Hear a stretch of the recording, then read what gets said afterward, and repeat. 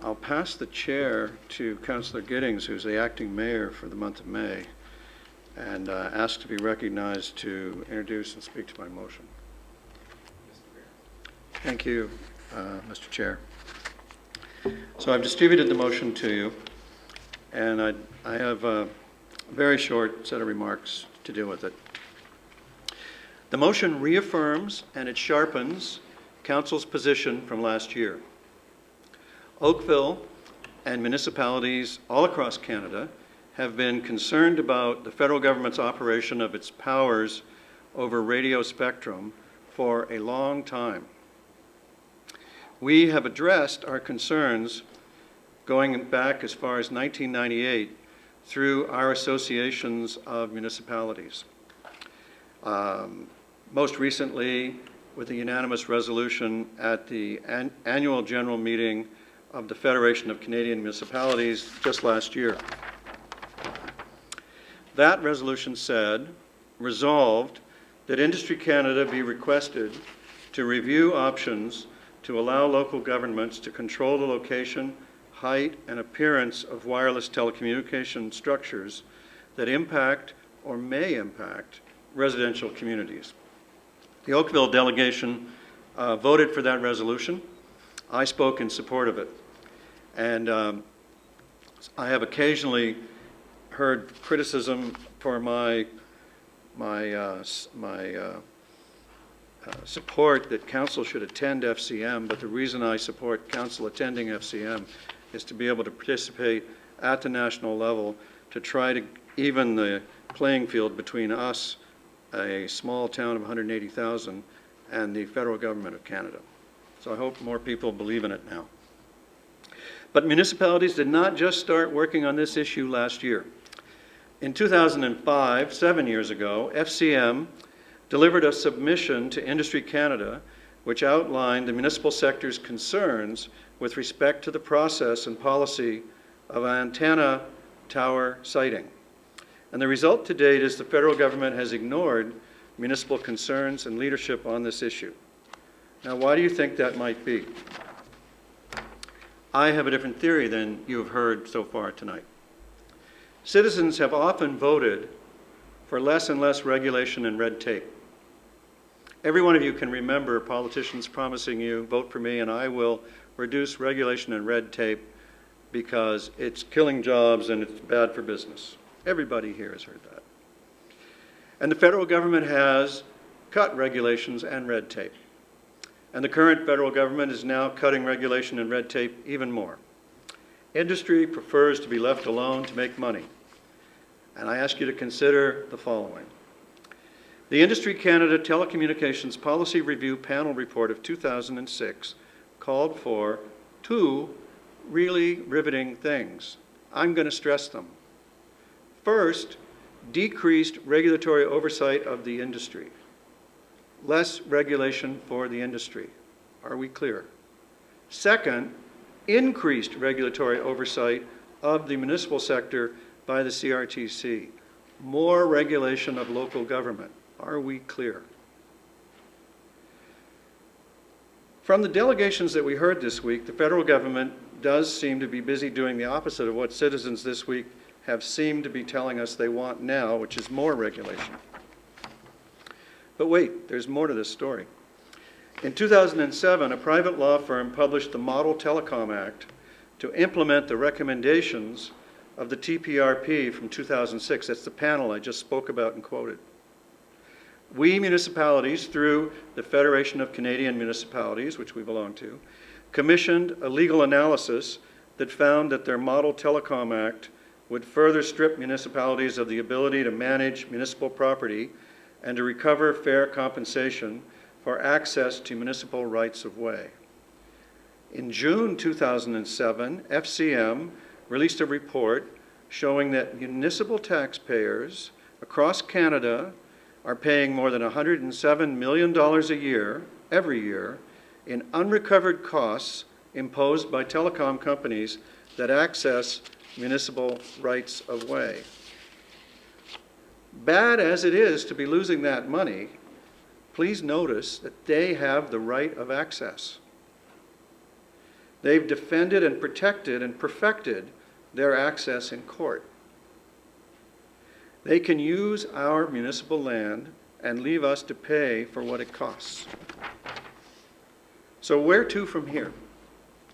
With our resolution, Oakville Council will have done all that we can do in our power to fight for municipal rights. And we will continue to be a strong member of and a loud voice within FCM. FCM's policy also says, in addition to what I read you at the start, and I quote, FCM will continue to oppose the further erosion of municipal power to manage public rights of ways in the interests of taxpayers. FCM is also seeking changes to the Telecommunications Act to ensure that this legislation does not constrain the valid use of municipal jurisdiction over rights of way and other municipal property. FCM will further urge the Government of Canada to amend the Telecommunications Act to, one, and I want to do four things. One, restrict telecom access rights to public highways only. Two, insulate municipal road management functions from CRTC interference. Three, clarify the ability of municipal governments to recover all costs as well as to set and charge fees for the use of rights of way and municipal property by telecommunications service providers, and continuing to quote FCM. Four, confirm that the CRTC's dispute resolution function does not include setting aside or reviewing prior agreements. FCM is also calling on the industry minister to clearly recognize the municipal interest in municipal rights of ways, including municipalities' right to charge for access and to manage valuable municipal public property, unquote. What we have here is a long-term federal political problem, and it is not a quick and easy municipal resolution or regulatory fix or issue. Ottawa has disregarded Canada's towns and cities for a very long time now, at least since 1998 on this issue, and they will not heed Canada's towns and cities until the voters make them do it. We, who are running your cities and towns in Canada, we will welcome all efforts that you can make. And those are my remarks. Earlier this evening, I don't break my rule even to applaud me. It's not my rule, our rule. Earlier this evening, I briefly touched on the way Canada was created. Lord Durham said it ought to be three-level. The Confederation people decided it was going to be two.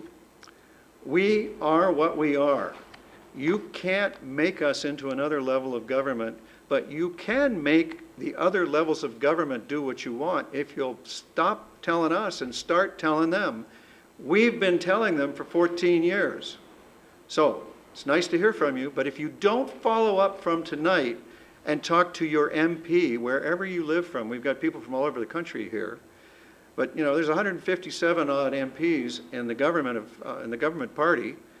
Until you've got at least half of them worried, nothing's going to happen in Ottawa. I used to be in the Parliamentary Press Gallery for CTV many, many years ago when I was a young man. I know how the federal government works. They have an advanced ability to ignore you and not talk to you. If you can't make them listen to you, nothing's going to happen. So, I'm going to stop there. I hope that the MPs will listen, but I can tell you that it's clear to me after 14 years that it's not enough to have the cities and towns pass unanimous resolutions in national conventions. It's going to take some citizen footwork, and you might start applying the pressure where it belongs. Thank you very much. Mr. Giddings. Mr. Mayor, I do have one speaker, and it's me, so could I pass back to you? Mr. Giddings, I recognize you. And you did a fine job of chairing the meeting. And I'm first on the list. Sorry, Councillor Dudek. I will be supporting the motion. My hope is that the motion before us tonight will act as a catalyst for further meaningful study by Health Canada and Industry Canada, and for cellular providers to make use of improved technology for new installations and the retrofitting of existing towers. Looking at various mission statements, all of the cellular providers state, we work hard to make our environmental footprint as small as possible. We strive to continually improve our performance from the management of our energy consumption to air emissions to reducing waste. Another is providing a dynamic, healthy, and rewarding workplace to demonstrating environmental stewardship to supporting universal human rights. Corporate social responsibility is an ongoing journey. And the last company I looked at was, we're listening to you to serve you better. I think this motion may well assist these companies in helping provide their mandate. Thank you. Thank you, Councillor Giddings, and thank you for pointing out the need to apply pressure to the carriers. I regret not having thought of that, but that's very important. Councillor Duddick, and then Councillor Elgar, Knoll, and Grant. Thank you, through you, Your Worship. I will be supporting your motion. As you mentioned, it does reaffirm and even strengthen the motion that you worked on in October of last year. The cellular communication industry is supported by the federal government through Industry Canada to do whatever they want, wherever they want, without being accountable to the residents who are directly affected by their decisions. I was totally amazed at the answer I received from Industry Canada regarding the possible installation of cell towers on residential properties in an urban setting. They would take a dim view of that. He didn't say that it be prohibited. He didn't advise that there's currently steps underway by the government to address this issue. Just a dim view. Many months ago, the community became aware of the cell tower issue as a result of a proposed tower being installed on Rebecca Street in front of Hopedale Mall. Since that time, residents, council, and staff have hosted numerous meetings to discuss, learn, and propose solutions that might work in addressing the siting of cell towers in our community. Residents such as Jody Hissa, Wendy Coburn, and Wendy Perkins, to name but a few, have spent countless hours researching this issue and providing input to anybody who would listen. In fact, Wendy Perkins went so far as to travel to Ottawa and participate in the conference in an effort to learn more and present questions to the industry decision makers. I know I speak for many in the community in conveying our heartfelt thanks for your hard work on behalf of all of us. Nobody is saying no to the towers. What we are saying is place them in a responsible area that has minimum impact on the residents. It was interesting that at one of the first meetings we had on this issue, the industry warned members of council that any efforts to prevent the installation of towers would result in our phones ringing off the hook from other residents complaining about a lack of service. I don't speak for the rest of the members on council, but I can assure you I've not received one call, one email, or one letter asking for increased service. Instead, I've received countless emails, phone calls, and letters from residents expressing their outrage at being totally ignored through the cell tower siting process. I'm fully aware of the fact that we, the municipality, have no authority on this issue and that the entire matter is dictated through the federal government. I do agree with what Mr. Clegg said in his presentation, that we are the last stance for protecting citizens. We cannot let this continue without taking a stand, even if the federal government continues to ignore us completely. Residents aren't requesting, they're demanding that their federal government provide them with the opportunity to genuinely participate in the locating of cell towers. As many of us have stated through questions and comments, life is about choices. And in this case, the federal government is denying us the right to make a choice when it comes to cell towers. In Oakville, we have been very fortunate in having the support of our federal member, Terrence Young, yet many other communities may not be so fortunate. We need to get the message out. Residents deserve to have a say in what happens in their community. I'm often reminded of that quote from Peter Finch in a movie where he said, "We're mad as, and we're not going to take it anymore." Hopefully motions such as this evening will convey that message. Thank you. Thank you, Councillor Dudek. Councillor Elger.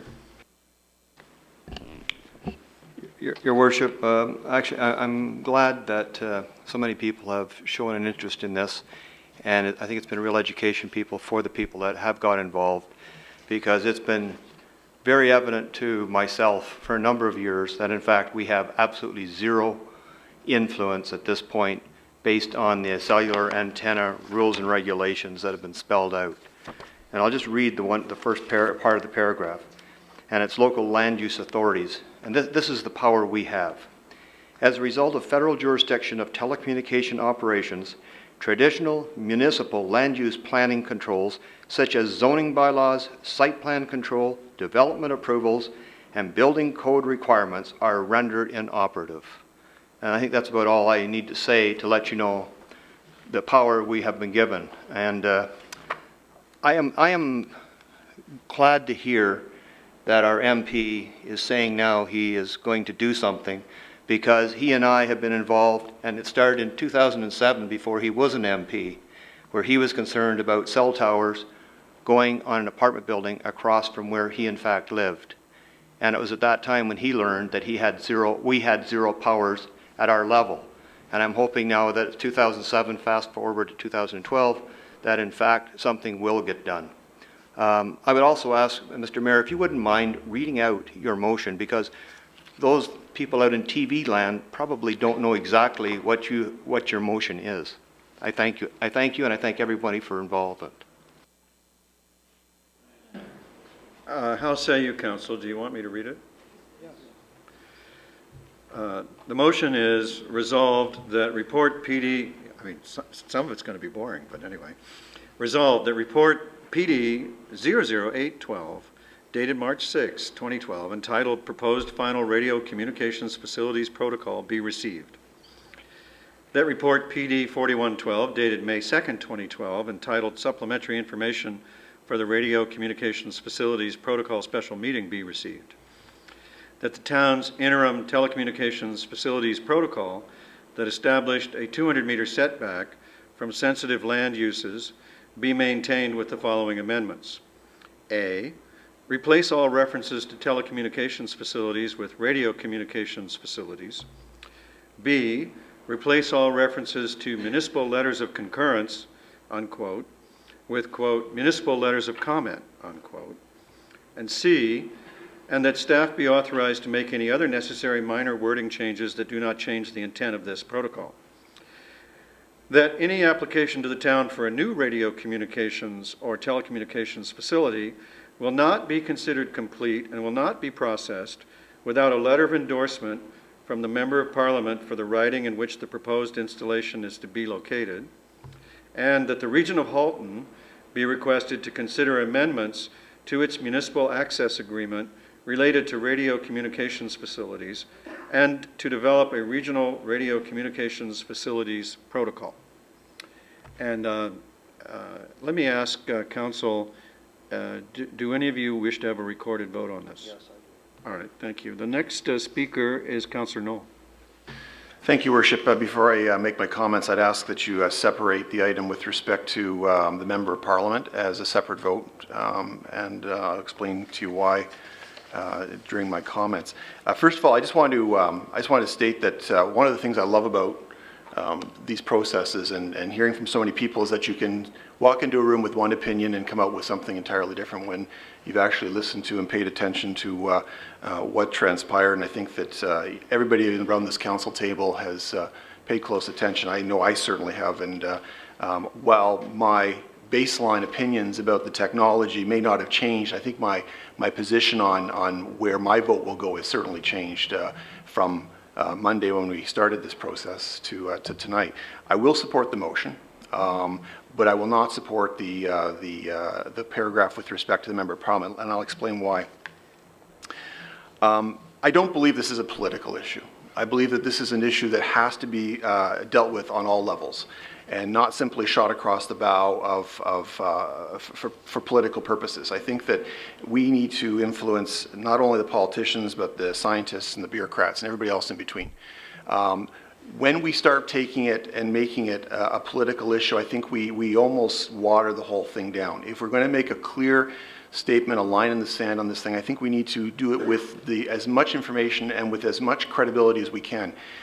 Our staff providing a letter with the information that they can glean from their review will be taken with, I think will be considered. I mean, we heard from Industry Canada, the 200-meter thing is off the island, but you know, all the other comments come with research and come with the resources that our staff have to make the comments. And I know I've been involved in a number of cell tower issues since I've been was first elected in 2000. I do know that our staff have had a great success rate at getting changes made. My concern, if we politicize the issue and simply say we're not going to do anything unless one of the two MPs endorses the thing, I think what it does is I think it actually diminishes the policy when it goes to Ottawa. I think that MPs do not have the resources to adjudicate applications. They don't have the technology. They don't have the planning resources. I think the rest of the resolution stands very well on its own. And so that's why I want that thing, that's why I want that clause voted on separately, because I will not support it. And I hope that we can agree that this isn't a political matter, that this is an issue of taking a very important message and delivering it to all parties in Ottawa, because this truly is not one that is owned by any one political party, Your Worship. This is owned by everybody.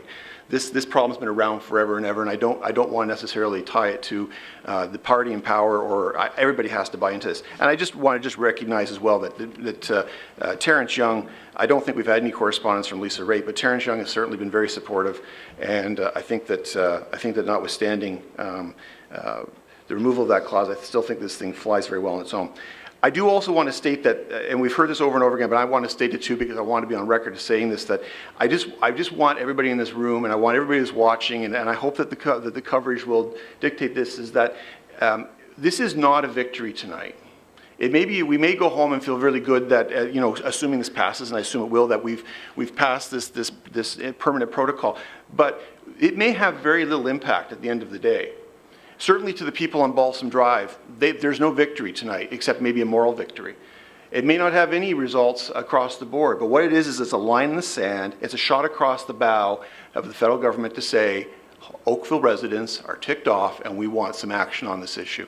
So that's really important, I think, because I don't want, you know, my fear is at the end of the day that people are going to go and say, hey, we've solved the problem. It's not a problem. And the people on Balsam Drive are going to feel good about the fact that tomorrow the tower or the cell arrays are going to come down and that this is no longer going to be an issue. This is still going to be an issue. And as the mayor said earlier, it's going to require you to be corresponding and talking to your MP, whether you're an Oakville resident, a Halton resident, speaking of the ridings, or even for that matter to our friends who came from out of town, to be constantly pushing the MPs, because they're the ones ultimately that will vote in Ottawa and put pressure on their bureaucrats to make the changes. I think that's really all I wanted to say. I had come in with one position and changed, so I didn't have a lot of time to actually write any wonderful or witty remarks in order to justify my comments tonight. This is sort of a work in progress for me, and I do want to thank everybody because there was a lot of people who put a lot of energy and time into actually researching. This is an incredibly complex issue. My head hurts, and not from electromagnetic radiation, but from the combination or from the multitude of documents and the information that has come in. I don't know. I don't know that cell the RFR is as damaging as some people say it could be. But you know, we've heard the comparisons to tobacco and some of those other things. I mean, I fought very strongly, Your Worship, as you know, against cosmetic use of pesticides that we heard for years and years and years that were perfectly safe and benign, and we we put our foot in the sand on that one, and in fact, the province adopted essentially the legislation that Oakville and other municipalities adopted in order to make that a province-wide position. So once again, thanks to everybody, and I will be supporting all but that one portion of the resolution. Thank you, Councillor Knoll. Councillor Grant? Thank you, through Mr. Chair.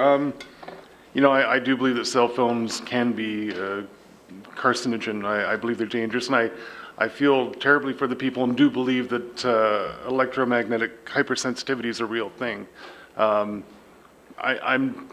through all these nights and through the research I've been doing since it came up, I'm still not quite 100% on whether the cell phone radiation is bad or not. And I have some great concerns about where this could lead. I'm concerned that we could be heading towards a territory where we start looking at our neighbor's Wi-Fi and start saying, well, we're going to start regulating your neighbor's Wi-Fi, or you know, we're a little concerned about the baby monitors, and it causes some great concerns. But that being said, as my wife says, I'm somewhat contrarian, and if somebody walks into my backyard and says, well, we're going to do this and you can't do a thing about it, I get upset. So among the many metaphors you'll hear tonight, I believe that stone does sharpen steel, and I think that we should, you know, support this motion, place this large stone in front of Industry Canada, and see if they can sharpen the regulations somehow and make it better, and double check the safety and ensure that we are doing the right thing. As much as I have doubts, a great many people who've come before us have shown that there is cause for concern, and so I'll add my voice in support for this motion, just so we can try and eliminate any doubts for the future and help those who have to live with this day in, day out. Thank you. Thank you, Councillor Grant. Councillor Demoff? Did you want to also speak? Yes, I do. Because I will be supporting the motion in its entirety. I know Councillor Duddick and I, when we first encountered it in our ward at Hopedale Mall, not at Hopedale Mall actually, at Big Bear on Rebecca Street, our frustration with Industry Canada and their claim that they wanted to cooperate with us, but in reality all they wanted us to do was agree with them or they would just overrule us. I found it disturbing the other night, on Monday night, when Mr. Holt said the wireless industry is just too complex for government. Well, that's why they're there. That's why they're supposed to regulate it. Then Health Canada repeatedly said things like the science we have now never be able to prove there are no negative health effects, and there's little evidence at this time. It was so reminded me of so many other issues. I recall in the early 80s working in Ottawa when people were saying they were getting sick from UFI that had been sprayed into their homes, and the government kept saying, no, they're not getting sick. And they were coming forward with symptoms, and finally the government said, well, yes, you are getting sick from that, and they had to remove it from their homes. So Councillor Duddick and I, working with our residents, felt that notification needed to be better for residents, because they didn't even know this tower was being put in. That a 200-meter setback was something that was reasonable. We weren't trying to be unreasonable in the requests. And it is federal, we've always felt that we need to take a stand on this issue. And I'm so proud to live in a community where people are so passionate and take the time to become educated and come out and engage in the process. We've had support from both our MP and our MPP, Kevin Flynn, for our ability to put in place our own protocols when it comes to something that has to do with planning. Our staff deserve a big thank you for the amount of time and effort that they put in to come up with what I think is a very reasonable protocol, with the exception of the 20-meter setback that was put in. So the motion putting it back to 200, I think, is the right thing to do. We've made an Oakville protocol that meets the needs of our residents and hopefully affects a change at the federal level. In terms of the support of our MP,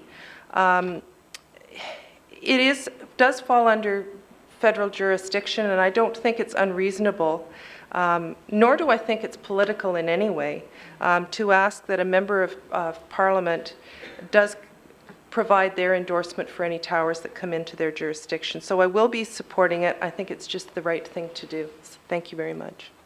Thank you, Councillor DeMott. Councillor Adams. Thank you very much for bringing forward this motion. It's exactly the motion that I was hoping would be brought forward. This is a federal issue. It's absolutely a federal issue. Anybody who didn't get that from the Industry Canada and Health Canada discussions that we had the first night missed something big, because this is a federal issue. I'll say it one more time. It's a federal issue. Don't forget it. That's where the change needs to happen. You've got to keep going on it, because that's where the change will happen eventually. We're a commenting agency, and the change in Part B there, changing the municipal letters of concurrence to municipal letters of comment, is really important, because we've had our letters used as proof of approval, and that's not the case. We're a commenting agency, and people need to understand that. Now, I've had a number of cases in our ward up in Northeast Oakville where towers have been proposed and in fact in some cases put up in people's backyards, in hard work in people's backyards or right in their front yards without anybody knowing about it. Just one day, poof, a tower appears. In one case, it was even put up on town land. We didn't know about it. They just went and built it. And it wasn't until somebody complained about it that we discovered it was on town land and got it removed as an encroachment. As an encroachment. Not that we had any power to decide whether a tower should go up or not, but because they were encroaching on our land. The MP clause that's in here, requiring a letter of endorsement from the Member of Parliament, I think it's an important tool to give citizens a greater voice in where they go. It's a tool that will allow residents like yourselves to continue to work towards getting greater accountability and greater transparency in the siting of new towers. It's something that's sorely lacking, I think, that we all saw in the current Industry Canada process. We don't get that kind of accountability, and we certainly don't get transparency in how they get cited. So I think it's an important tool for you to continue to use in the future.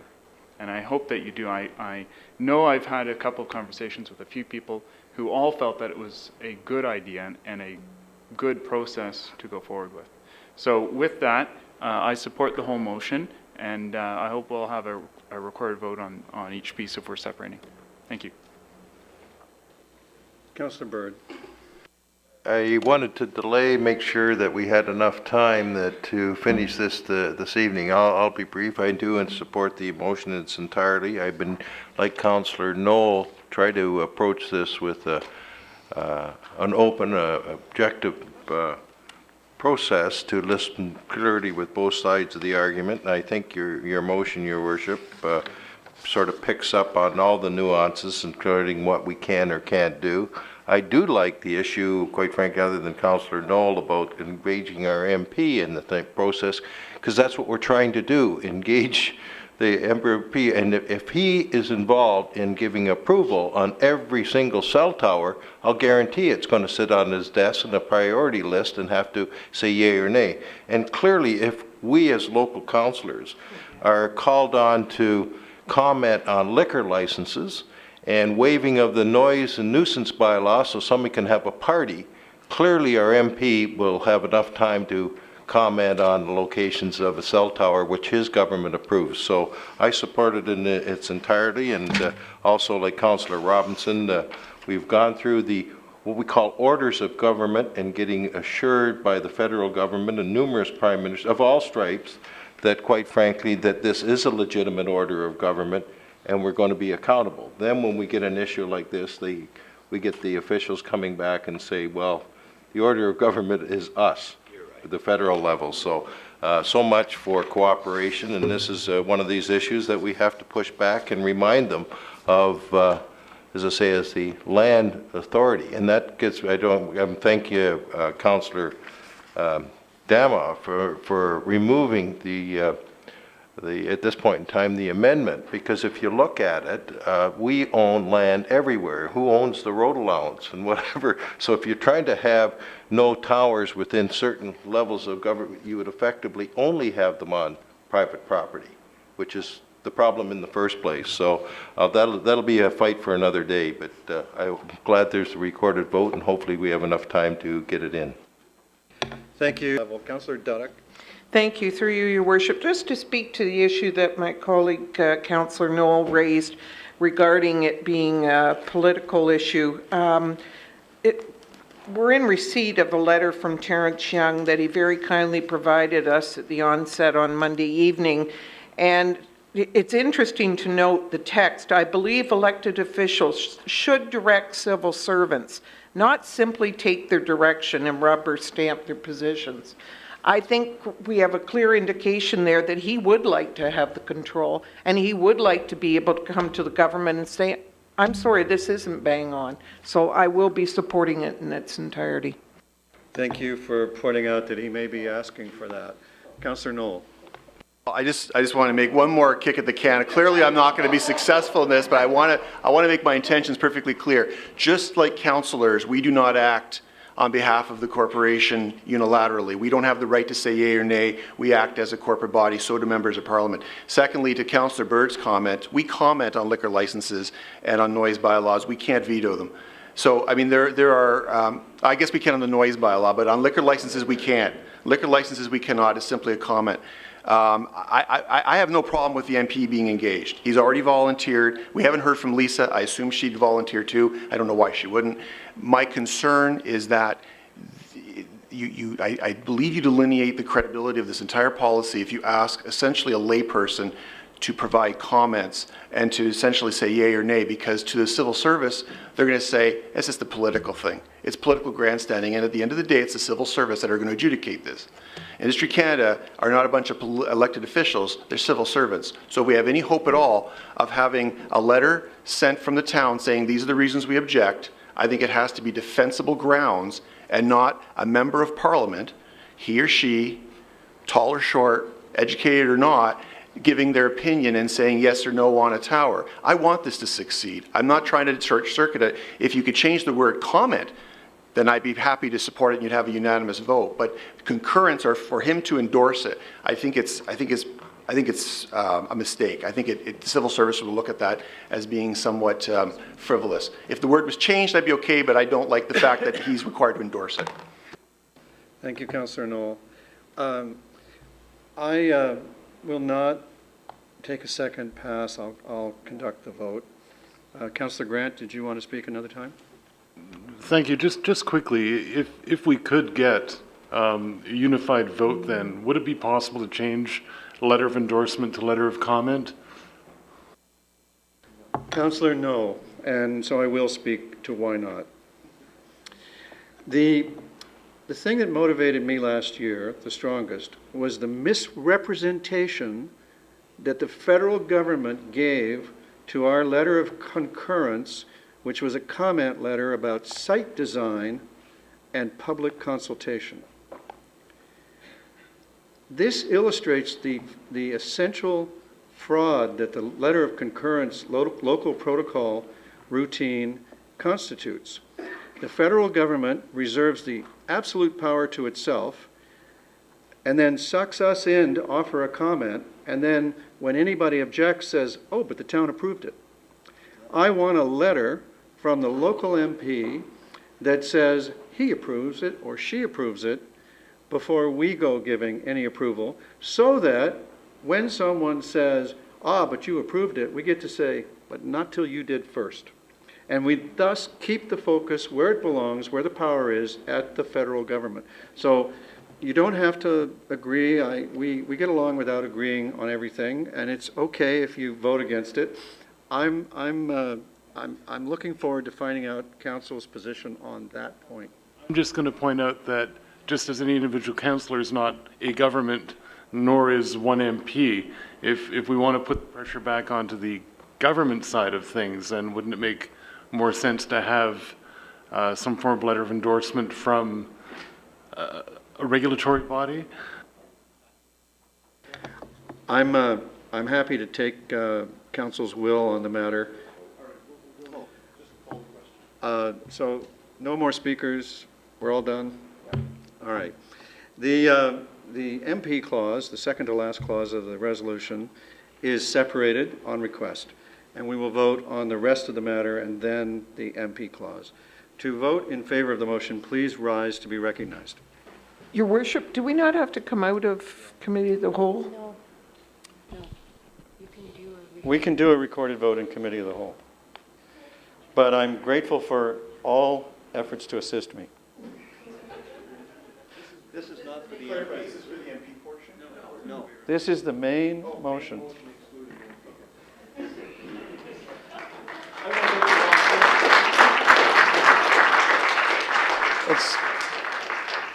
There'll be a night when I'll wish I didn't let you do that, so please don't do that.